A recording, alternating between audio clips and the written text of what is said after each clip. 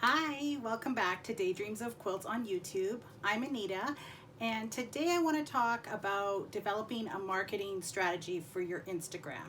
If you have a handmade business, I strongly advise that you have an Instagram account because a lot of our customers can be found on Instagram and they can find us on Instagram, and we can show off our products in beautiful photos that can help drive our ranking in the algorithm on Instagram. So definitely consider setting up an Instagram account if you don't already have one. My account on Instagram is at Daydreams of Quilts. And when you set up your account, or if you've got your account but you're just revamping it, you want to make sure you have a really nice bio. You can have your beautiful profile picture. You want to be looking right at the camera for your profile picture, smiling. Or you can use your logo. Some people say you should have your face, but I tried having my face and found that I was getting a lot of spam accounts following me when I had my face as my bio picture, and when I had my logo, it stopped. And I tried it again and I put my photo and the spam account started up again. So I switched back to my logo and the spam accounts have stopped. So in my opinion, you should use your beautiful business logo, and then you can save yourself the hassle of having to block and report all of the spam accounts. Okay, so that's my advice on that. And then you want to have a line that says who you are, what you do, where you're located, and you can have a link. You can only have one link on Instagram. Now, some people will say that link should go to your email list, but I prefer to have the link go to something like, I use Canva to have a page that's hosted by Canva where all of my links are found. So I can send people to my Etsy shop or my YouTube channel or to my email list or to my blog. I prefer to do it that way. I don't want to have to keep going in and changing the link every couple of days when I want to share something with my audience. So my opinion is you should have a link tree or a Canva hosted link page, or even a page on your blog that, or your website, that you can link to and have all your other links on that page. If you already have a website, you might want to choose that last option because it's free, but with paid Canva, I think it's totally worth it for all of the features that Canva has to have your hosted link page with Canva. So that's something to consider. So with your Instagram feed, of course you want to show off your products and you want to announce your sales, but you don't want to have your entire feed being a parade of product posts and sales announcements. So you definitely want to be providing value, and you want someone who clicks over to your profile to be able to see that you are going to be providing value and entertainment to them. A lot of people are on Instagram because they want to be entertained.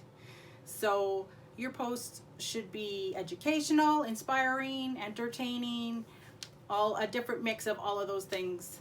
And of course you do want to show your skills and your business as well. So I think most of us know how to make a static post on Instagram. It's just the basic beautiful photo, and then you want to have your caption underneath optimized with keywords and with hashtags. You're allowed up to 30 hashtags on an Instagram post, so you want to have a mix of hashtags, and you want to have your keywords in your caption, but the caption should read naturally, right?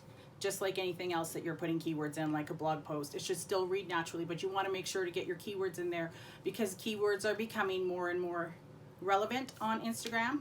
People can search for hashtags and they can search for keywords. Definitely get both in your caption. People can also follow hashtags, so use the hashtags that you think people might be following, your customers might be following, so you can pop up in their feed on the hashtag as well as your own personal account. Now, when you're using hashtags, think about it from the customer's perspective. What would they be searching for? Not necessarily what you would be searching for, right? You want to have what your customer would type in to search so that they can find you. It's the same with on Etsy. You want to have your keywords. What would the normal average person search for? Because they might not necessarily know your lingo of your industry or your niche. They might not know the name of a bag pattern, for example. So they wouldn't search for that, but they would search for the type of bag. So you want to make sure you have the type of bag in your keywords, just for an example. So whenever I do a static post, I usually do a story post as well, because sometimes people will watch your stories, but they don't see you in their feed. When you create a story, you show up in that top bar on Instagram, so people might have a better chance of seeing you there. They used to really push you out in stories, and that's kind of backed down a little bit. Stories kind of compete with Snapchat, but I think Instagram's a little more focused in competing with TikTok now.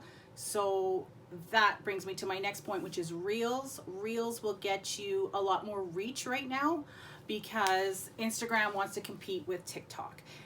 That being said, people used to take their TikToks, to download them to their phones, and then upload them to Instagram. But now Instagram has started suppressing those posts that have the TikTok logo on them. And so you need to create your own reel in Instagram. So what I do is I film my video or my stop motion or my little hyperlapses, whatever I'm using for my video. I film them and save them to my camera, and then I upload them to TikTok and I upload them to Instagram separately. So I create a TikTok in TikTok and I create a reel in Instagram. So that's what you want to do to get more reach on your reels. And to double it up and get more bang for your buck, you want to have the post to feed toggled on when you're posting your reel, and I believe it defaults to being on. So just leave it toggled on, and then you can get two birds with one stone. You post a reel and you're posting to your feed. And the same thing goes for stories. When you create a story, download your story to your phone, or screenshot your story and download it, and then you can reuse that later on as a static post in your feed. So yes, it's a lot of work, but if you double up and make everything work 2 or 3 times for you, you get more bang for your buck. If you create a YouTube video, you could repurpose that as an IGTV video, or even if you're just creating a video for IGTV, you can, just like the reels, you can post it to your feed as well as to IGTV. So make sure that's toggled on, and it'll post a 60-second preview of the video in your Instagram feed. And then if people want to keep watching, they can keep watching on IGTV. So you can double up that content as well. And if you already made it for YouTube, then you've got to use it 3 times that way. So definitely make your content that you're creating work hard for you by reusing it on multiple platforms at different times of the week. And again, with the reels and the IGTV videos, make sure that you're filling out your captions and that they are keyword rich captions, and you're using hashtags that are relevant to your post. Now, you don't want to just put any hashtag you think people might be trending on right now. You want to have your hashtags be relevant to your post. Because if you're posting about a beautiful new car and your hashtag is about something not related to cars at all, you might actually get suppressed because Instagram doesn't like that. The algorithm doesn't like that. So you want to use relevant hashtags, and you don't want to be using all hashtags that have 1 million+ followers. You want to mix it up, because if it's a really high competition hashtag that a lot of people are using, you're just going to bump down in that hashtag so fast nobody's going to see your post anyway. So make sure you're getting a good mix of hashtags in your captions. Okay, so I hope this has helped you out, helped you come up with some new ideas for your content marketing. And don't forget to give me a like and subscribe to my channel. Hit that notification bell to get notified when I post more videos. Thanks for watching. Best of luck on Instagram.